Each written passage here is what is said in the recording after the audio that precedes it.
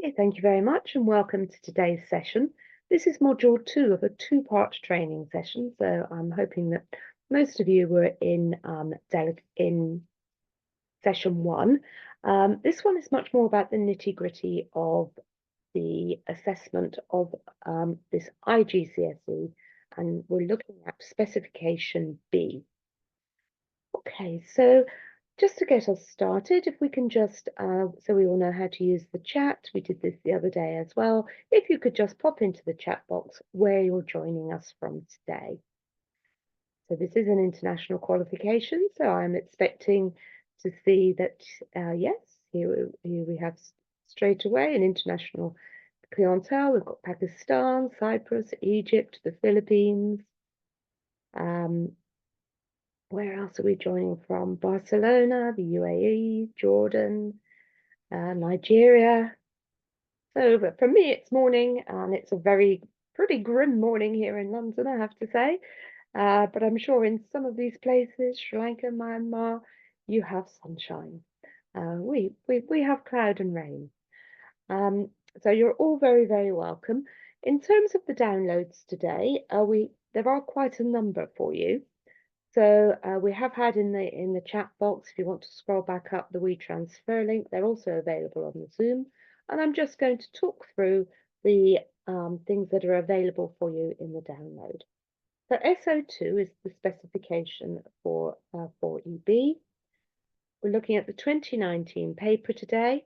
And we have the question paper and the mark scheme as SO3 and SO4.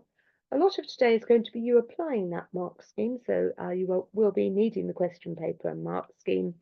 And then we've got a number of resources in relation to different questions. So when we're on question 3, we're looking at SO5, question 6, SO6, question 7, SO7, question 8, SO8. Section C of the paper, we're looking at SO9, and if you want to look at the examiner report, that's SO10. I'll be reminding you of those as we go through. So this is roughly what we're going to be looking at today. We're going to be looking at Section A, assessment and marking, Section B, assessment and marking, Section C, assessment and marking. As I said, it's very much the focus on assessment and the application of the mark scheme today, and then a little bit at the end, as we always do, about support resources and answering any questions you've got. So we're hoping that you'll get an understanding of the assessment objectives, the question types, the mark schemes. We're going to mark exemplar work. Good afternoon from India. And we're going to look at the support available. So in terms of, we did this slide the other day, but if you weren't here the other day, Pearson is the world's largest awarding organisation. We go back over 150 years. We operate in 70 countries. We had quite a lot of countries come in there in the chat, so it's always lovely to see this. Over 3.5 million students a year. That is massive, isn't it? And over 10 million scripts in the summer series. So we are big, as they say. When I first started working as an examiner, we were Edexcel.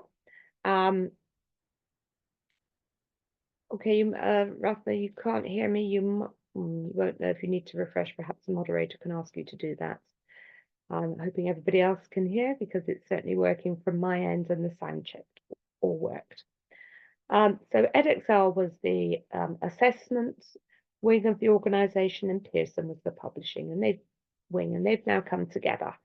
So we are now Pearson Edexcel. So what does 4EB, IGCSE English language, how does it work? So Section A requires students to understand and interpret 2 unseen texts. They show understanding of how writers use language and they compare the 2 texts. In Section B of the question paper, Students are required to use both their reading and writing skills to produce a piece of directed writing based on the text that they've read. And Section C allows students to develop their own writing, either creatively or imaginatively, or to produce a coherent argument. Thanks for that, Stella. If you scroll back up through the chat, you'll see that there is the hyperlink to WeTransfer where you can download all the material. And thank you very much. You'll see it there now in the chat for you as well. So thinking about assessment and marking of Section A, thinking about the specification. So the content is about developing skills to analyze a range of literary fiction and non-fiction texts, and to develop skills of imaginative and transactional writing for a variety of purposes. And then we've got the asterisk there in the left-hand box about developing speaking and listening skills, because that for the IGCSE is not mandatory, it is optional. It appears on the front of the certificate at pass, merit or distinction. So there are 3 reading assessment objectives covering an understanding of text, critical analysis and comparison, and 2 writing assessment objectives covering content and structure and accuracy. And then that 1 spoken language assessment objective if you choose to do the endorsement. In terms of how it's assessed, it's a 1 3-hour exam paper. There's no set or pre-release text for specification B. So the material that they have in the exam is all previously unseen. It's divided into those 3 sections, A, B, and C. Section A has 40% of the weighting, Section B 30%, and Section C 30%.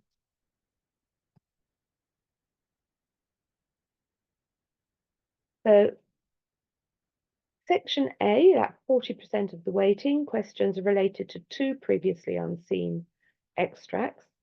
They mirror each other within that Section A, and we'll be looking at that in a moment. They assess students' understanding of and response to stimulus activity, stimulus material.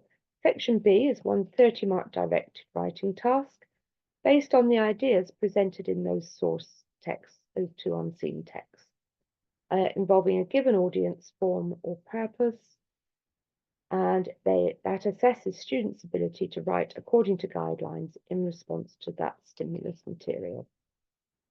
And then Section B is 1 30-mark writing task from a choice of 3, discursive, narrative, and descriptive. 100 marks available, 3 hours. So very quick reminder there, and a quick reminder of the assessment objectives and their weightings. So the reading assessment objectives are AO1, AO2, and AO3. AO1 is about reading and understanding a variety of texts, selecting and interpreting information, ideas, and perspectives, 15% of the final grade. AO2 is the analytical assessment objective. This is questions 3 and 6, which is where we're going to start when we look at marking in a moment. And that's understand and analyze how writers use linguistic and structural devices to achieve their effects, and that's 20% of the final grade. AO3 is the comparative assessment objective, so it's explore links and connections between writers' ideas and perspectives, as well as how they are conveyed. So those are the 3 reading assessment objectives, and they in total are 50% of the final grade. And then we go on to the writing assessment objectives. There's AO4, which is about the communication, communicate effectively and imaginatively, adapting form, tone, and register of writing for specific purposes and audiences. And that's 32% of the final grade.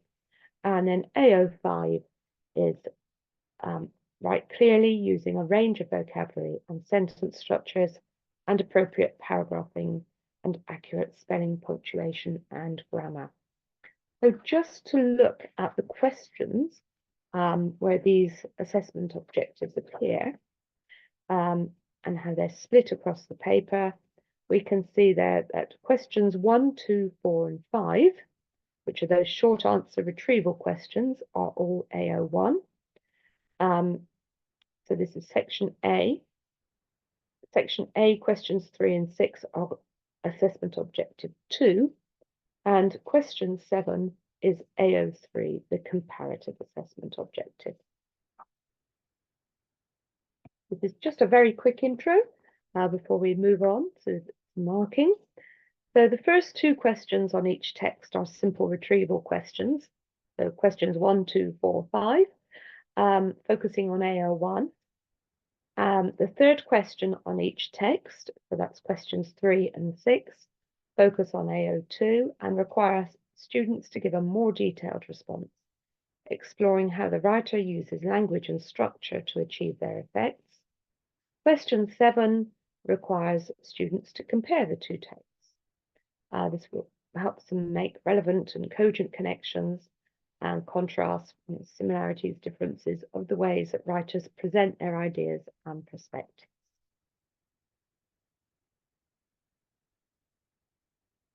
So, questions 1, 2, 4, and 5, AO1 questions. We're using the 2019 question paper and mark scheme. If you're not familiar with that, just a reminder that the question paper and mark scheme are SO3 and SO4 in your download for today. So we're going to start with some comments from the examiner report. The examiner report for the 2019 paper is SO10 in your download. So as we talk through each of these questions, I'm going to give you a couple of comments from the examiner report just to see where students did well and did less well. So for these retrieval questions, the principal examiner said these are straightforward questions on text 1, questions 1 and 2, and text 2, questions 4 and 5, which do not require candidates to use their own words. The majority of candidates correctly chose the correct word or phrase for each question. Common errors for these questions were that some candidates used references from outside the line. It's very important that they answer from the correct part of the text. And some candidates did not read the questions carefully enough. Of course, the majority of candidates do gain these marks on these questions. So if you can be looking at your mark scheme, that's SO4.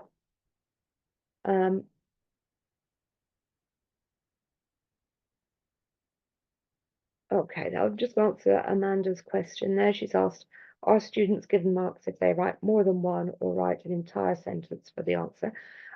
Yes, it is about making a selection. So if they copy the whole part of the extract that is in the question, they wouldn't because they haven't made a selection. But if they've written 2 correct answers, they would of course get the mark. Okay, so we'll see how this works in a moment. So this question 1 on the London teenager wins 2017 Young Sailor of the Year award. So you've got your question paper and your mark scheme, hopefully in front of you at this point. And the question is asking, using lines 5 to 11, state one reason why John Holt thinks Montel Fagan-Jordan should win the award. So this student has written, he talks about all the effort and work behind the scenes Montel put in. So we can see here that that is bullet point 8 on the mark scheme. So that student achieved the mark there. And then for question 4, of course, now we're looking at the other extract. So now we're looking at the article after study activities. And the question was, in lines 16 to 18, the writer suggests some ways that after school activities help students. give one of them. And here the student has written, it would look good on a CV or college application, which can help you become enrolled. And that, of course, links with bullet point 1 in the mark scheme. So that student also got the mark. So that we've just done those very quickly. If you want more examples, there are more examples of responses to these questions in the examiner report.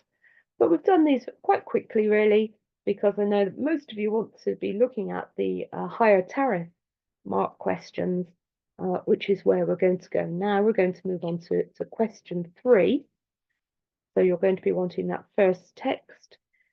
You are also going to need here the question 3 text. So you're going to be needing SO5. SO5 are the question 3 exemplars. I'm just going to give you a moment to find SO5. So you're going to need SO3, the question paper, SO4, the mark scheme, and SO5, the exemplars.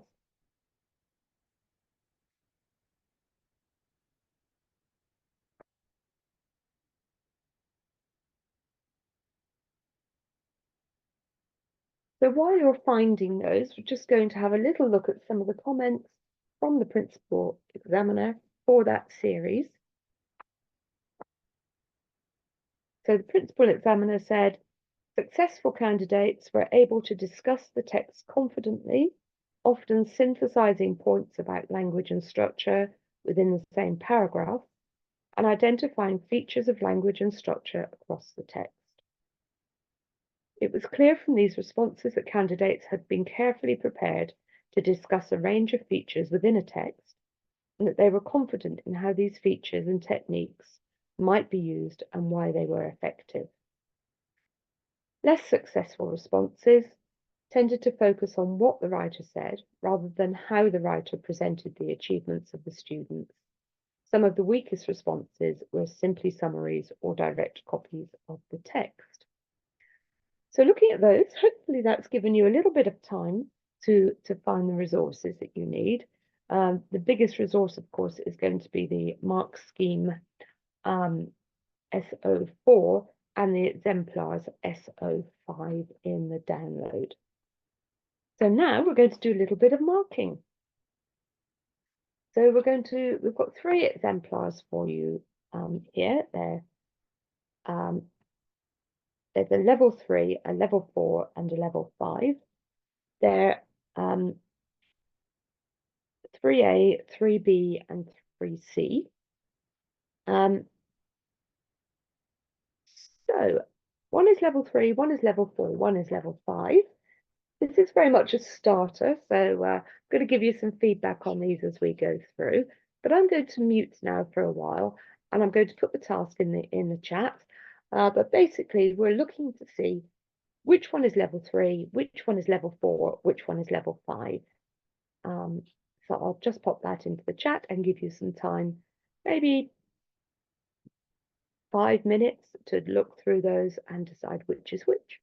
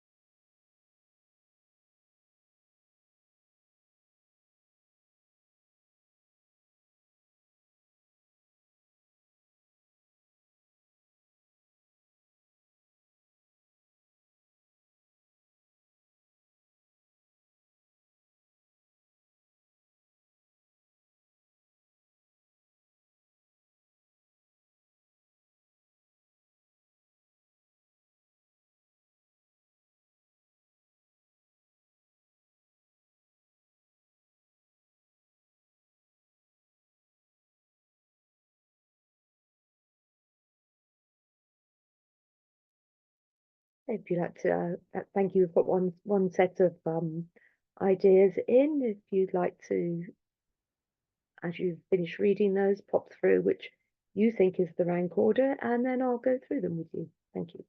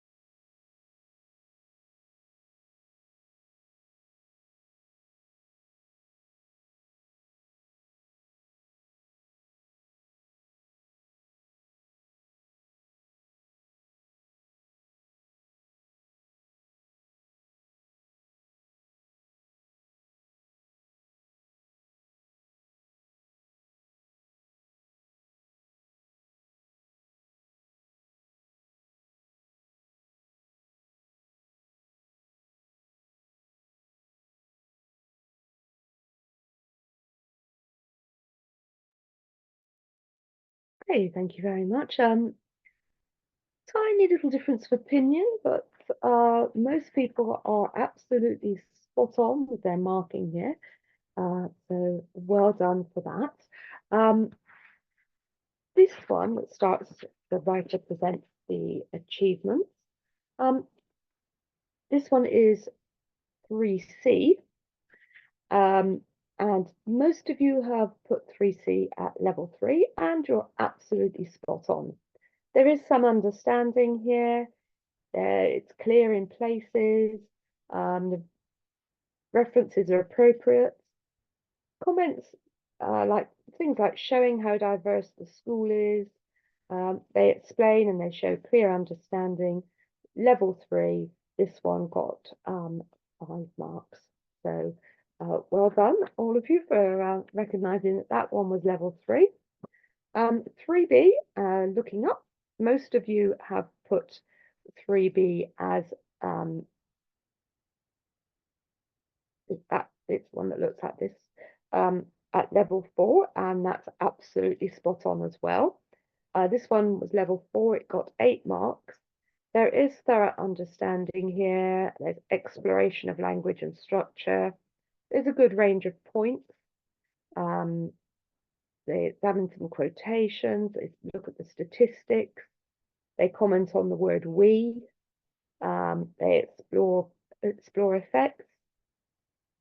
We're thinking about the references, they're quite detailed, they're quite appropriate. So that one was level 4 on a mark of 8. So you're all doing really well on this marking. And then the last one, as was watching as these were coming in, you're recognizing as level 5. And indeed it was. It got 9 out of 10 marks. There's some perceptive understanding here. There's analysis, some discrimination here in the references chosen. If you're going to think about why was it 9 and why was it not 10, it's just a little bit descriptive in places where it could have been a bit more analytical. Not that that would have taken the mark down, but it would have stopped it from going up. So excellent. Well done on question 3. So our other AO2 question is our question 6. But now we're working, sorry, the marks there, let me just go through those again. 3C got 5 marks, 3B got to 8 marks, and 3A got 9 marks. So moving on to question 6, And we're going to go through this the same way. Obviously, it's the other AO2 question, and it's on the second text. So we're starting again with the comments from the principal examiner, who said stronger candidates identified a wider range of language and structure features and demonstrated lucidly how these contributed to the persuasive effect using a sophisticated selection of references. These candidates were often able to comment on the writer's use of tone, and it was pleasing to see that a few candidates had noticed that the language and structure chosen by Diogen had been carefully chosen to suit a teenage audience. Some commented on the use of imperatives and also the reassuring tone of the final two paragraphs. As with question 3, centres need to remind candidates that this question asks how the writer achieves his or her effects and not what they say. So the question for question 6, again, we've got 3 exemplars. The question here is explain how the writer persuades the reader to consider trying after-school activities. You should support your answer with close reference to the passage, including brief quotations. So again, we've got 3 here for you. They're rather confusingly called 6A, 6B, and 6E, but that's because there are 2 more for you in the examiner report that we're not going to look at today. So again, I'm going to mute for a moment, and I'm going to ask you to put these in a rank order. We've got 2 level 3s and a level 4 for you. So 2 level 3s and a level 4. Which one is which? I'll just pop that in the chat.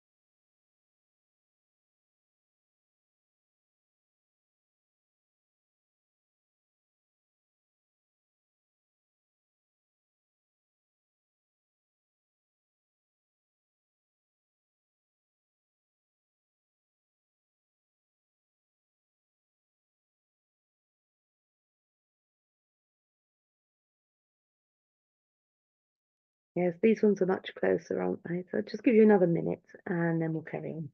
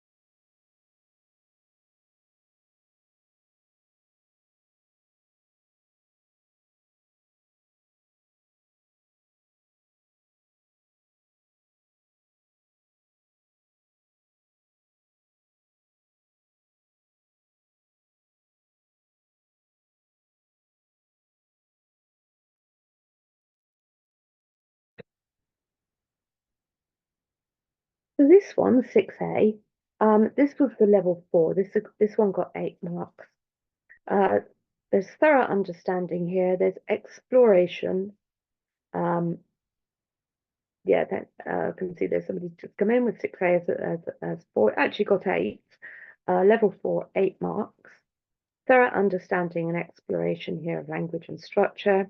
Some a little bit generic comments which may have made you think it was a little bit further down, but thinking about the references, they're detailed, they're appropriate, they do fully support the points being made. So that one was level 4 at 8 marks. 6B, which is the one with this slightly slanty handwriting. These are obviously just extracts we've got on the slides here. Excuse me. This was a level 3 on 5 marks. We've got some evidence here, clear understanding. That word explanation from the mark scheme is very much in evidence here. The references are appropriate. Comments such as highlights that no reader is left out are the comments that make it into level 3. So that was a level 3 on 5 out of 10. And then 6E, which is this one, slightly higher in level 3. This one got 6 marks. It's a bit clearer, and it's just trying to make those distinctions sometimes, where does it go up a mark? So we wanted to exemplify that for you. Selection of references appropriate here and relevant. The points here are clearer. It's very much a student who's using that PEE approach to it. And this one got a mark of 6. So thinking about how this one might perhaps have moved up a little bit, if they'd done a wider range of examples, if they'd explored the impact a little bit more, they could have commented on the opening of the text and how that engages the reader. So always try and develop those explanations of how the device or the point chosen how does that impact the reader, would have helped that to move up. So we've looked at our AO2 questions 3 and 6, and we're now going to move on to question 7, which is AO3, the comparative assessment objective. And so we're looking at SO7 in the download. So if you could open up SO7 and moving to AO3. And a little bit about what is needed here. So question 7, compare is the command verb of the question. So it's always a good idea for students to start introducing comparative points right from the start. Candidates are asked to compare how the writers present their ideas and perspectives. So thinking about authors' viewpoints, attitudes, thoughts, opinions, what's their feeling about what they're talking about? Candidates should look for points of both similarity and difference, support what they say with evidence from the text. And the indicative content section of the mark schemes for the specimen papers and for all of the past papers gives a good indication, really, of the kinds of comments that candidates can make. So while I'm talking a bit about question papers and mark schemes, if you're new to us, we do have what we call a main paper and an R paper. So the R paper is a regional paper, and certainly some of you who, when we talked about where you were joining us from today, some of you will be taking that R paper. So R just stands for regional. It's exactly the same level as the main paper. It's regional because of the time zones. So I think it's if you're between 5 and 8 hours ahead of the UK, you take the regional paper because we really wouldn't want our students to be starting an exam very, very late in the day. So that's why there you'll see a main paper and an R paper. Obviously, we're working today with the main paper. We don't always work with the main paper. Sometimes we work with the R paper. So that's just a little bit about the range of papers that are available for you as resources if you want to use them as mock papers or anything like that. Yep, you do the R in India because you're more than 5 hours ahead of where I am. So yeah, it's a great system. So comments from the principal examiner on this particular question 7 were that better responses identified that the text dealt with the potential of young people realised in text 1 and offered as an aspiration in text 2, and the extraordinary outcomes we can see when young people stretch themselves. More successful responses focused on a wide range of writers' approaches in conveying ideas and perspectives, embedding relevant words and phrases as quotations alongside their well-developed opinions. And less able candidates either did not compare or made few comparative comments. These candidates sometimes gave summaries of the text and concluded their responses with a brief overview of perhaps 1 or 2 similarities, which were often content-based, for example, that they were both about after-school activities. So we've got these phrases, ideas, and perspectives in the question. So let's just unpack that a little bit. In the examiner reports and in the mark schemes, it's been noted that students need to compare both ideas and perspectives of the authors. Where most students can pick up on the ideas of the text, big ideas, it's important that they think about perspectives. So making sure that we teach the perspectives of the writer. So what tone do they use and how does that tell us what they think or feel about it, their opinion, their point of view, their attitude towards it, their intended reader, and so on. So just making sure we're teaching both ideas and perspectives. Perspectives, of course, a slightly higher order skill there.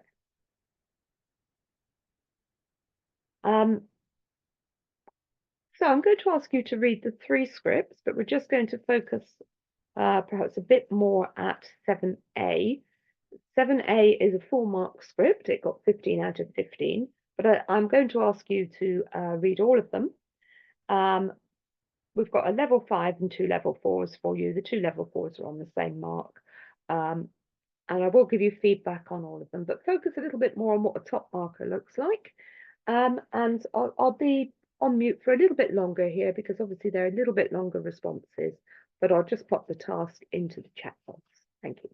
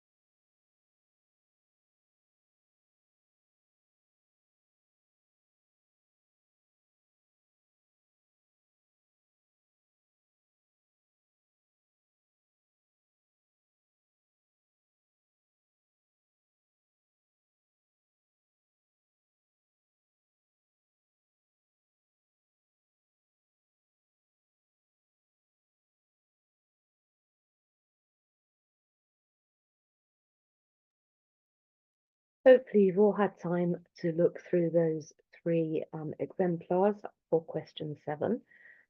So the first one that looks like this. This, as I said, is a full marker. So it's always nice to have a benchmark of a full mark script. We can see here that there's a varied and comprehensive range of comparisons. There is analysis of both ideas and perspectives. This is a very good example of that. We've got some nice, well-balanced references from across these two texts. They're used in a very discriminating manner. They fully support the points being made. So because of that, it reaches the top of that level 5 on a mark of 15. The second one that looks like this, which is 7B in your pack, this was a level 4 on a mark of 11. Got quite a wide range here of comparisons, haven't we? And if we're thinking about those descriptors in the mark scheme, in level 4, we've got explanation. In level 3, we've got explanation. In level 4, we've got exploration. So the question we're asking ourselves here is, does this candidate explore the ideas and perspectives? And yes, they do. Again, the references are balanced and they support the points being made. So 7B is level 4 on the mark of 11. And then 7D, which is the one that looks like this. Again, this was level 4 on a mark of 11. And it got to 11 for different reasons to 7B. Again, quite a wide range here. Again, the references are balanced. If we're thinking about why isn't it level 5, sometimes it's always good to ask that question. Then really it lacks the analysis, doesn't it, or the comprehensive range that would be needed that we saw in that 7A response. So that is our AO1, AO2, AO3 section A. And now we're moving on. Of course, this question paper has 3 sections. So we're moving on now to the assessment and marking of section B. So what is this section about? So it's designed to test the candidate's ability to use relevant information from those 2 unseen texts that they've used for section A and to present it for a given audience and purpose. They're asked to use a recognized form of writing, for example, a speech, talk, a letter, magazine, article, website. They're assessed on the relevance of the information that they offer, their sense of audience and purpose, how well they've shaped it to meet that, and the quality and accuracy of their expression. There is no choice of question for section B. They have to do the question that appears on the day. So just a recap of the assessment objectives and the weighting of those here. So AO1, which is the reading and understanding, is assessed here, and 10 of the marks available of that. AO4 and AO5 are the 2 writing assessment objectives about communication, the range of vocabulary, sentences, the spelling, punctuation, and grammar, and so on. So here you're working with a few more mark schemes. So we're just offering you that quick recap there. So question 8, AO1, AO4, and AO5. So the question in the 2019 question paper was this. Write a letter, so that's the form that they're asked to write in, to your local newspaper, explaining why you think there should be more opportunities for after-school activities in your local area, in your local community. And then it's a large mark tariff. Here we're talking about 30 marks, so we're offering a scaffolded question with some bullet points to help students focus their response. You should include the reasons why there are not enough activities, the types of activities that could be offered, and the benefits of after-school activities. And students are reminded to think carefully about the purpose of your letter and the audience for whom it is intended. So in terms of the comments from the principal examiner around this question in the 2019 paper, there was some evidence of planning, which was pleasing. Obviously, it's a big mark tariff. Thanks. So I can see that question. I'll come back to it when I've just gone through these couple of points here. Most useful plans were relatively short, but allowed candidates to focus and organise their ideas effectively. Plans should be in the answer booklet, not on additional sheets. Some examiners commented that candidates who plan their responses seemed to respond in a more focused manner. There were a number of lively, well-written responses to this task. Most candidates understood the requirement of the task and were able to use the appropriate register for a letter to a local newspaper. It was generally felt that most candidates engaged with this task, and some produced lively and convincing responses. The most successful responses had a strong sense of audience and purpose and included personal touches and rhetorical language to engage the audience. So they're using here the ideas from both text 1 and 2, the big mark tariff, the 3 separate assessment objectives being assessed here. So I'm just going to pick up this question before we move on. How many paragraphs of students have? I usually tend to tell them that that will be based on the bullets and then make sure they have an introduction and conclusion. Yeah, very difficult to answer that question, Stella. Obviously, it's based on the marking is on the way in which they produce their the correct form, the content that they've used from 1 and 2, the tone and the voice that they've used. I don't think we can give you any guidance on how many paragraphs because that isn't something that's in the mark scheme. So obviously they need to. It's about using the information they have in those texts and creating the correct format with the correct voice, their knowledge of the audience and purpose, and so on.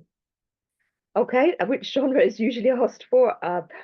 Again, I don't know. I don't see live papers. I don't know what genre your students are going to be asked for in the next exam paper.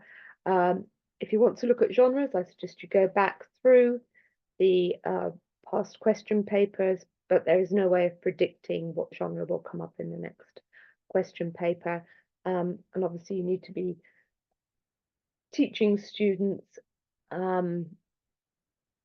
how to do a number of write in a number of different genres for different audiences and purposes.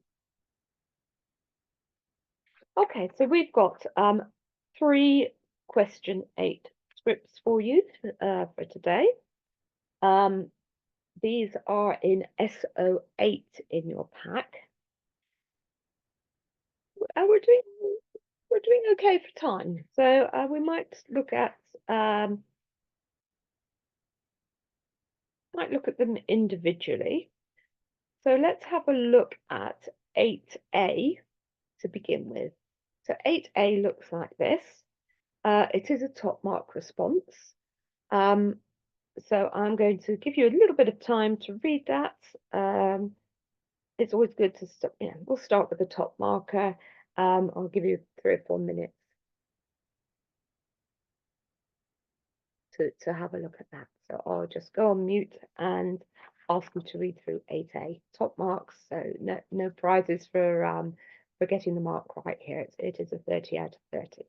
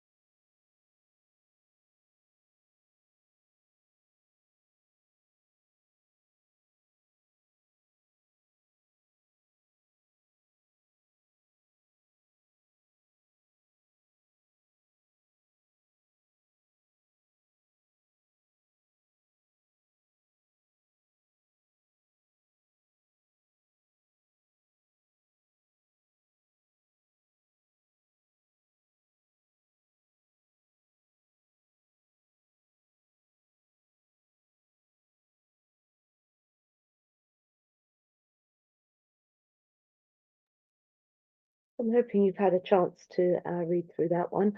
Are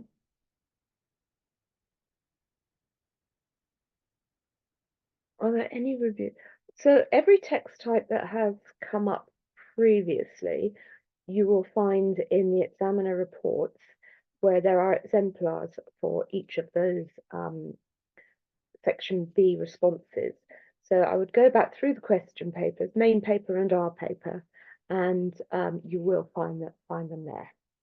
Okay, so 8A, this is a top marker. So if we're thinking about AO1, there is a wide range of relevant points here. There are well-focused comments, perceptive references, apt and persuasive use of those bullet points.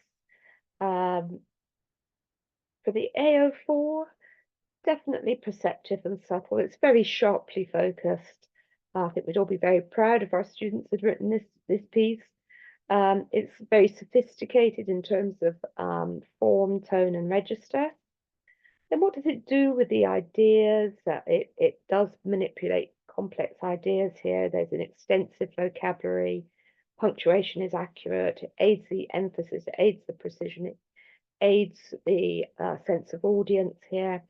So it was given 10 out of 10 for AO1, 12 out of 12 for AO4, and 8 out of 8 for AO5. Okay, so we're going to have a look at 8C now. This 8C looks like this. Have a little look. It's not quite as good. It's not quite as good for any of the AOs. Except for maybe AO5 is about the same. So AO1 is a little bit lower. So overall, this one got 25 out of 30. And in a moment, I'll give you a little bit of time to have a read through 8C. And then I'll come back with some feedback on 8C for you.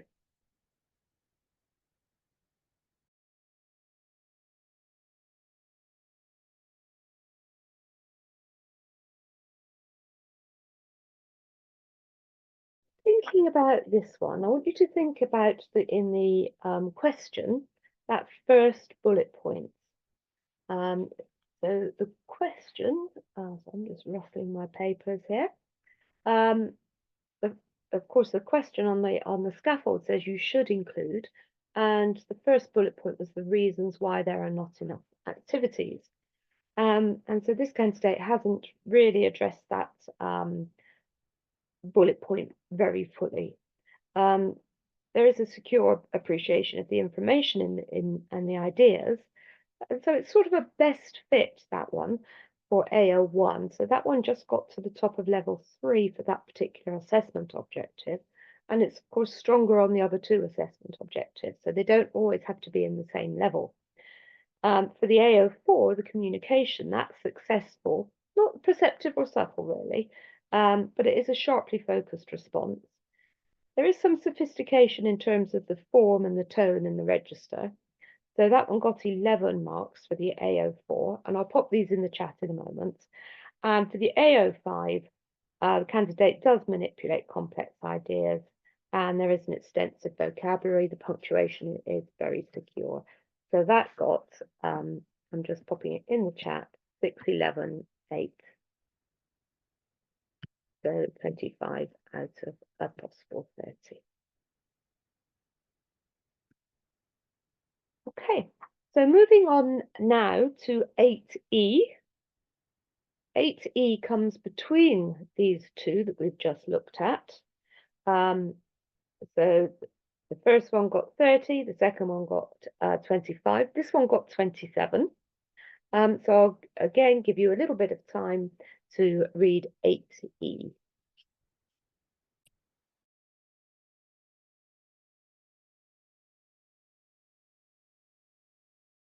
I don't think we can really say a word range. They are given an amount of time suggested in the rubric. Because obviously, if we were starting to specify a word range, we might be not giving them enough time. So I would go by the time suggestion rather than a word suggestion.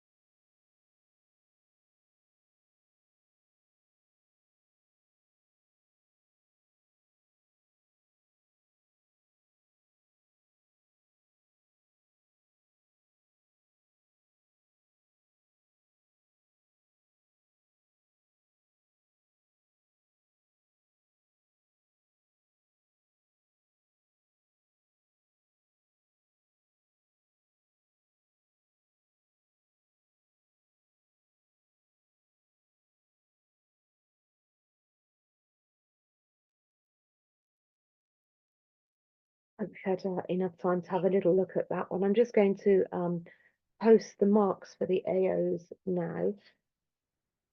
So there they are. So thinking about this one, if we're thinking about the AO1, there is a little bit more focus here on the second text than on the first text.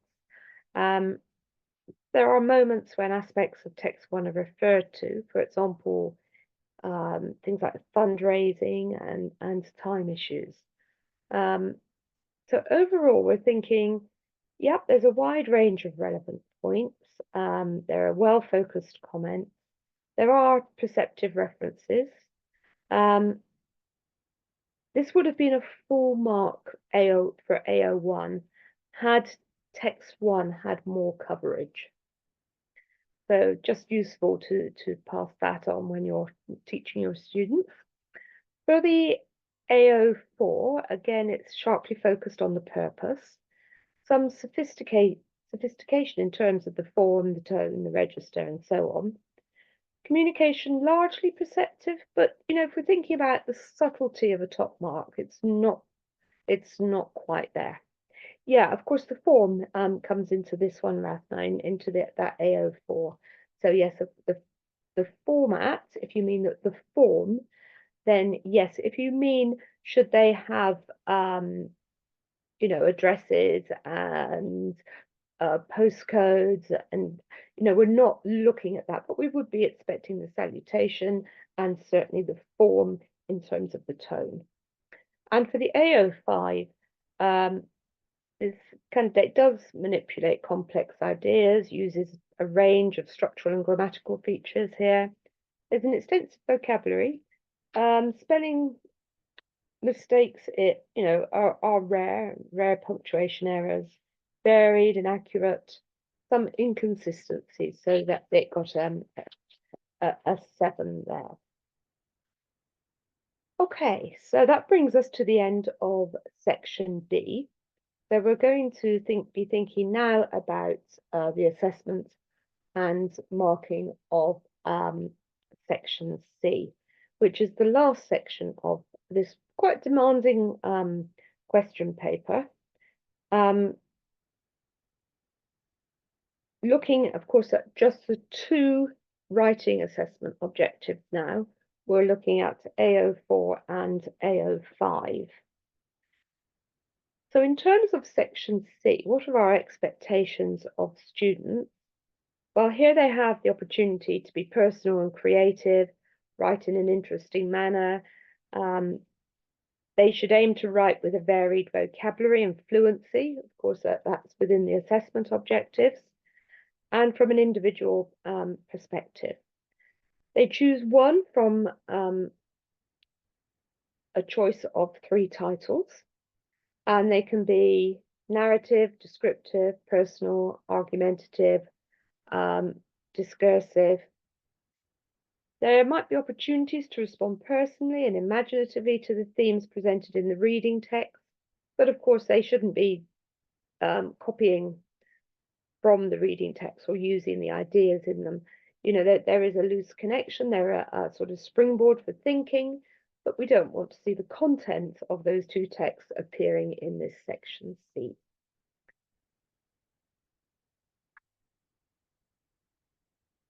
So just looking at the assessment objectives here, section C, they're questions 9 or 10 or 11, depending on which one they choose.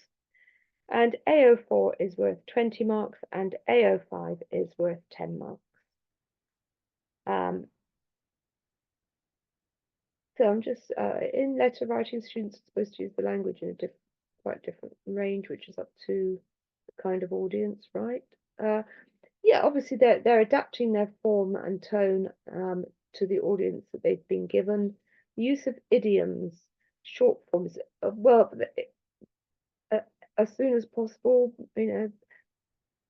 those kind of things. We are testing in that question the quality of their written communication as well. So it's their writing is being assessed.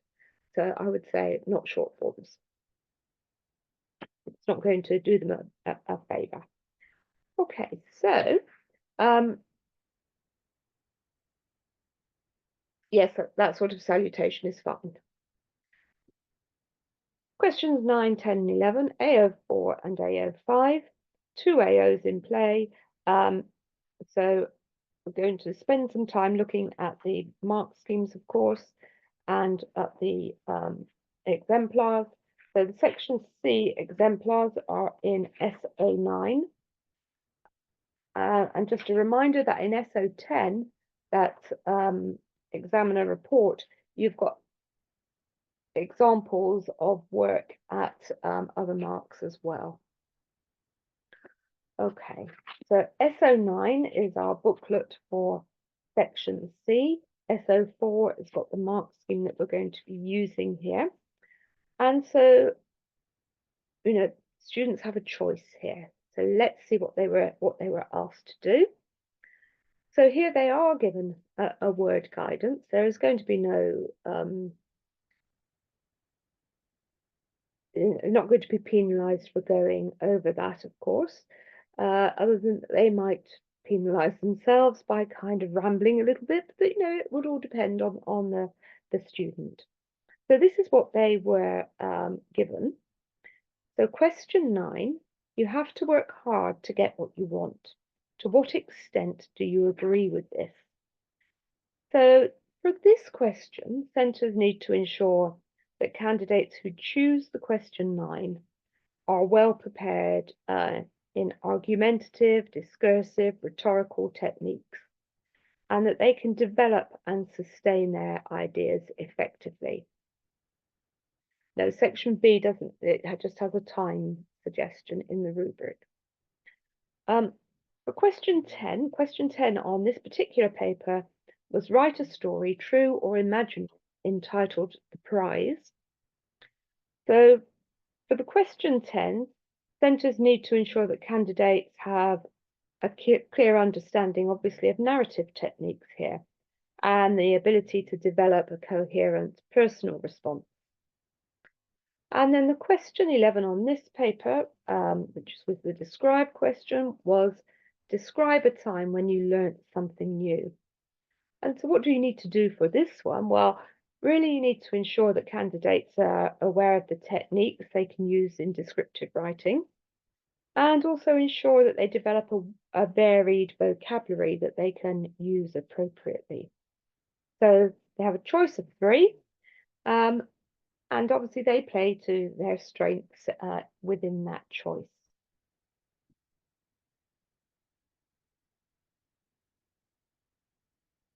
So there is no audience specified for the section C. Candidates should write for the examiner, and any justifiable methods of communication are rewarded here.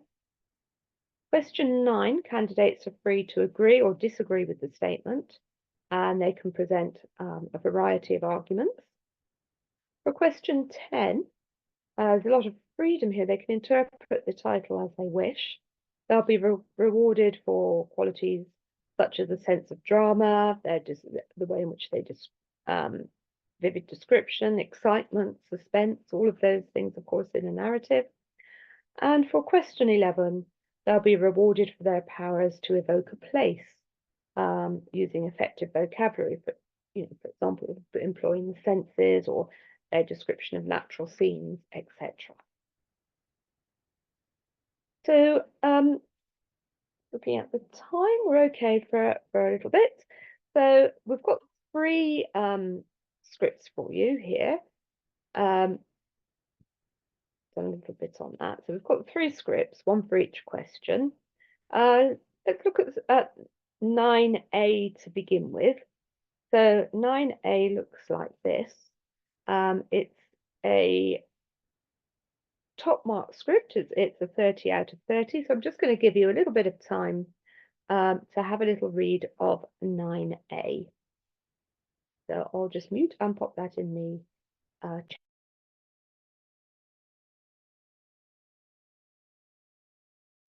I hope you all enjoyed that response. If we're thinking about the AO4, of course, it got 20 out of 20 here. It's mature, it's a well-expressed piece of writing.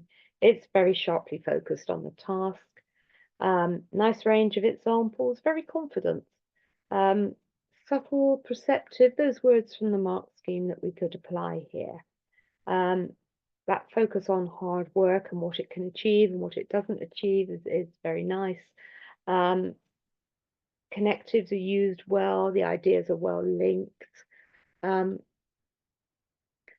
are no marks for handwriting, Sammy. The examiner's job is obviously to read the handwriting, but there are no marks attached to that. It's all about content. For the AO5, the complex ideas are manipulated here, range of structural devices, used, connectives, linking ideas, simple and complex sentences, punctuation, colon, brackets. There's a lot going on here, isn't there? So that's a response to the question 9. The response to the question 10 we have for you is this one. This overall got a 24 out of a potential 30. It got 16 for AO4 and 8 for AO5. So again, I'll mute for a few moments. I'll pop that into the text chat so you've got it, and give you a couple of minutes. Yes, the first one got the question 9 got 30 out of 30. That's correct. So this is 10B now we're looking at in your pack.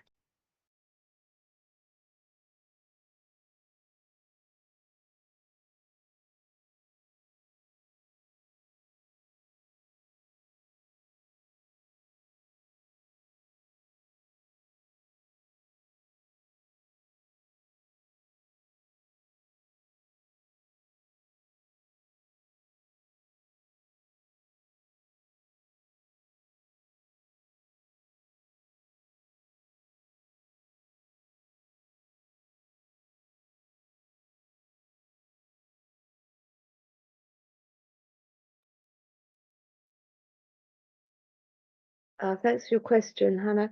Hannah, in the examiner report that's SO10 in your download for today, all of these documents are there with the commentaries.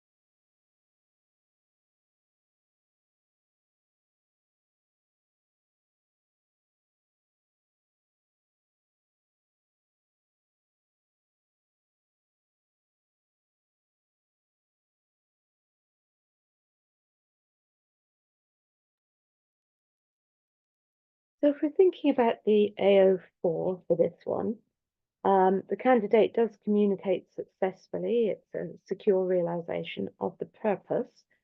The form, tone, and register, they are effective, aren't they? We could use that word from the mark scheme. There are moments that kind of move away slightly. There's a bit of digression here from the task. And it's not always as sharply focused or as subtle as it might be. So that's what keeps the mark very securely in the level 4. For the AO5, it got 8 out of 10. The ideas are managed well. There is a wide range of vocabulary and punctuation. Occasional errors, the punctuation of the speech isn't accurate. So that got 16 plus 8, a mark of 24 out of the possible 30.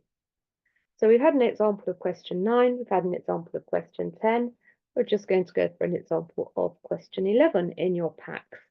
So this is a very nice response. Not quite top marks for the AO4. It did get top marks for the AO5. I'm going to pop the marks into the chat now and give you a little bit of time to read that response to question 11. Don't look down.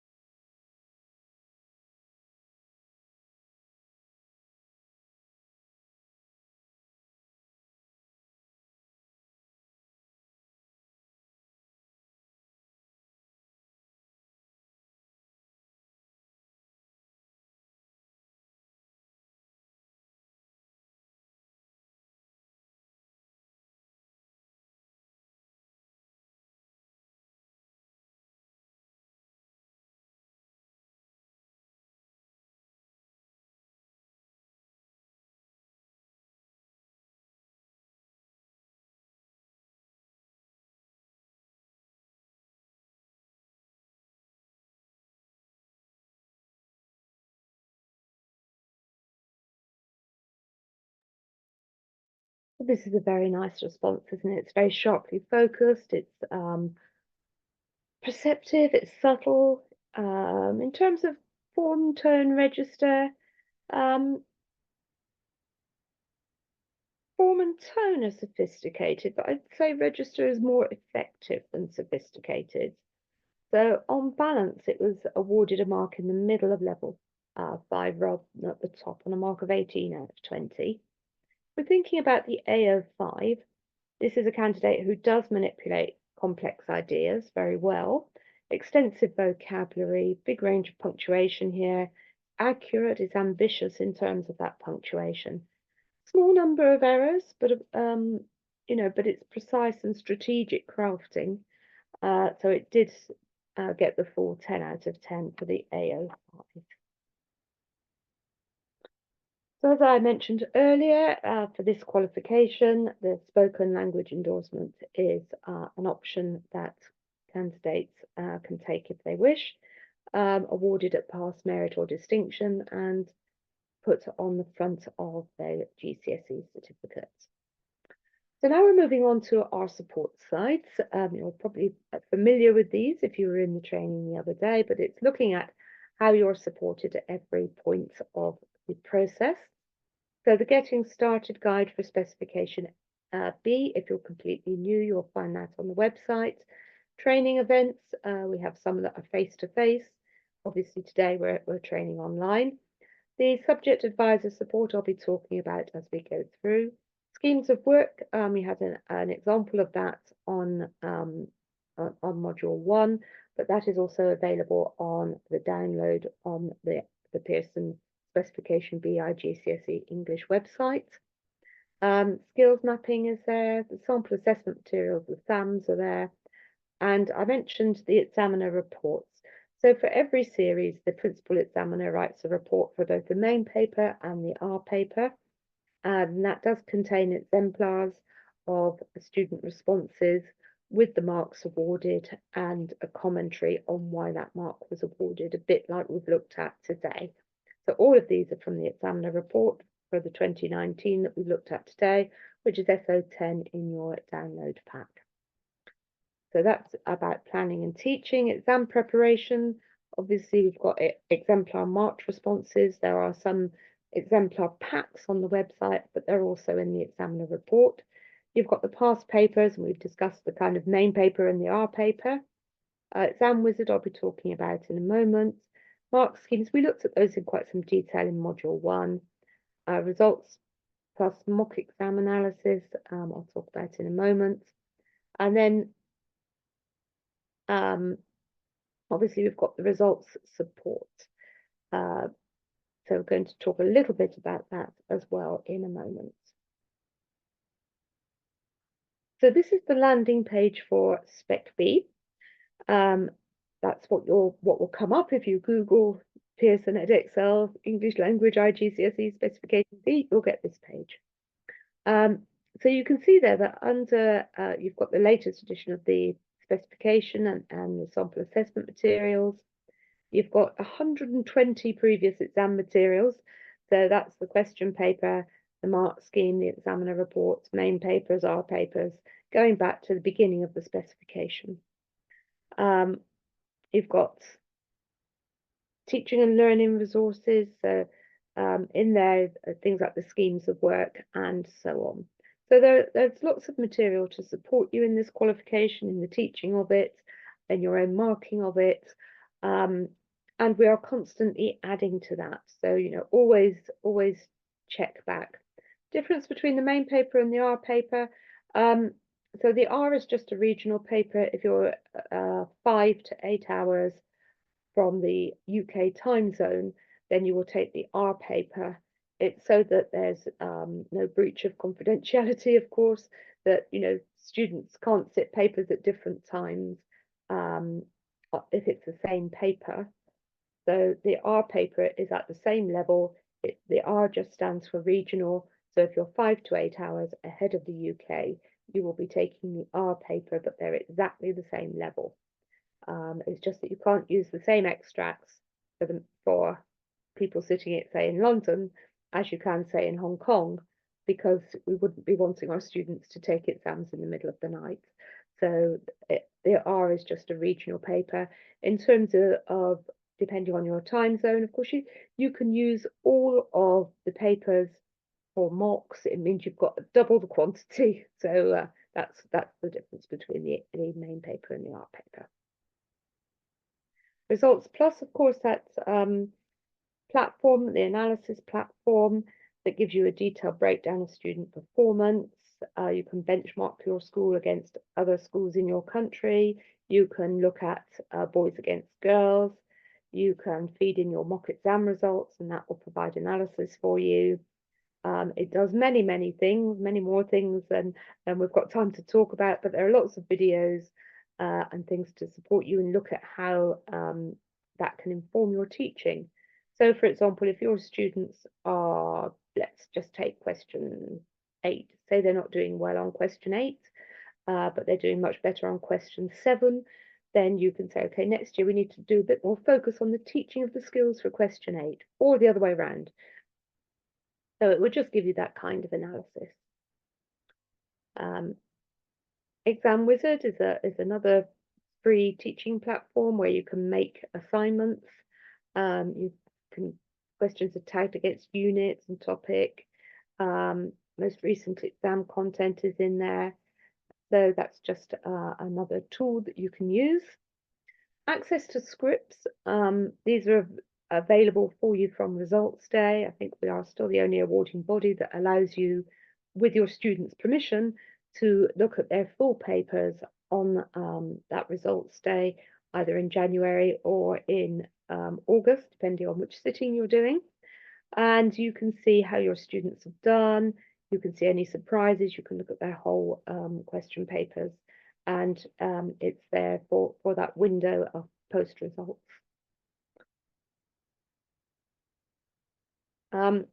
So there are some paid for resources. There is a student book with an active book. You do not need to use this. There are plenty of other resources for teaching the skills for the specification B. If you do choose to use the textbook, it looks like that. But as I said, there are lots of resources available on Teach It, BBC Bite Size, and I think you probably know all of the platform, all of the websites where you can find plenty of resourcing for teaching these skills. But just to highlight that there is the book available if you wish. Now, Claire Haviland is our subject advisor. We'll have talked about her in Monday's training as well. She is the fount of all knowledge of everything English for Pearson.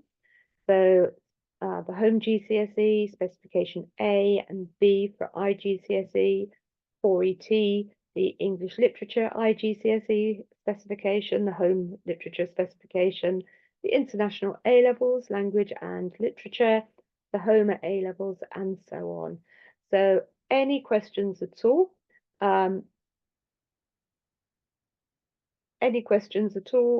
Just please feel free to email Claire. Her email address is there, her Twitter feed. Do sign up for her regular subject advisor updates because that's where you'll hear everything first. So thanks for that question about mention resources.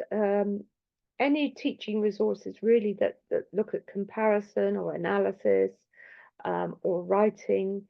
So things like Teach It, BBC Bite Size. This is a very good place perhaps to throw this open to the floor.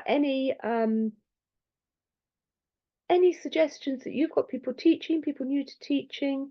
I mean, you could obviously, other resources are, you'll find teaching resources in the skills are the same on the home papers as well, the 1EN. So look around the Pearson website. There'll be stuff in the teaching of both the home, the spec B, the spec A. You'll find lots and lots of stuff there.